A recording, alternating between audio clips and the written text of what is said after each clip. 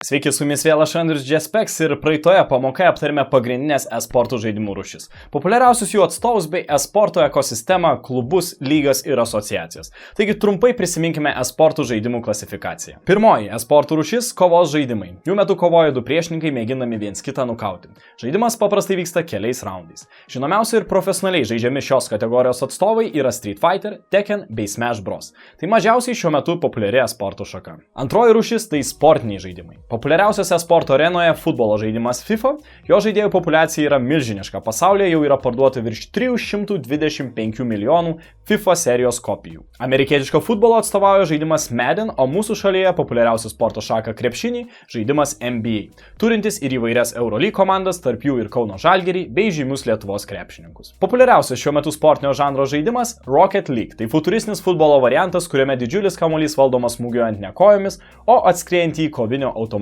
Trečioji sporto rūšis – tai įvairių šaudimo žaidimai, sutrumpintai FPS. Žaidimų trimatį vaizdą ekrane žaidėjai mato lyg matytų su savo personažo akimis. Populiariausias šiuo metu e-sportų varžybose žaidžiamas FPS žaidimas – Counter-Strike Global Offensive. Čia konkuruoja dvi komandos – teroristų ir antiteroristų. Kiti, tiesa kiek mažiau populiarūs, e-sporto arenos yra Call of Duty, Overwatch bei Valorant žaidimai. Ketvirtoji e-sporto rūšis – Battle Royale žaidimai, savie apjungiantys išgyvenimo, naudingų daiktų paieškos bei teritorijos žvalgybos elementus. Kai toje pačioje ar virtualioje erdvėje dažniausiai vadinamoje arena žaidžia ne dvi, bet daug nedidelių komandų ar pavienių žaidėjų. Visų jų tikslas – kuo ilgiau išgyventi. Pirmasis žaidimas, kuris apibrėžė Battle Royale žanrą, buvo PlayerUnknown's Battlegrounds. Šiai kategorijai priklausančio Fortnite žaidimų išskirtinumas tas, kad herojai gali rinkti įvairius resursus, kirsti medžius, akmenis ar metalą ir iš jų statyti sienas, užtvaras, laiptus, bokštus ar net tvirtovės. Penktoji sporto žaidimų kategorija – realaus laiko strateginiai. Sutrumpintai RTS žaidimai.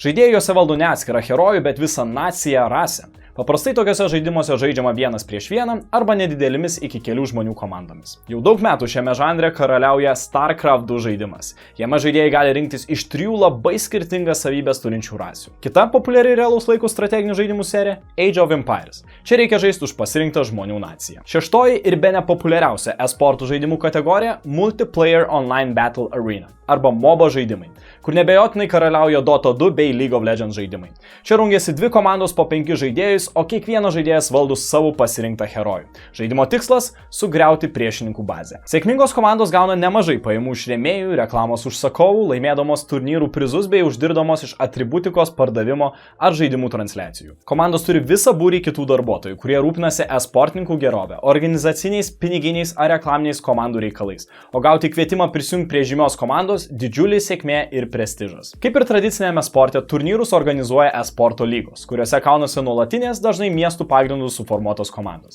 Bene didžiausia auditorija pritraukiantis yra jau daugiau nei 10 metų vykstantis League of Legends World Championship čempionatas, kurį kasmet stebi beveik 100 milijonų žiūrovų. Daugelio šalių veikia sporto asociacijos, apjungiančios to šalies e-sporto komandas bei klubus ir atstovaujančios jų interesus visuomenėje. Jas apjungia pasaulinė e-sporto federacija, kurios tikslas, kad e-sportas visuotinai taptų pripažintas tikrų sportų.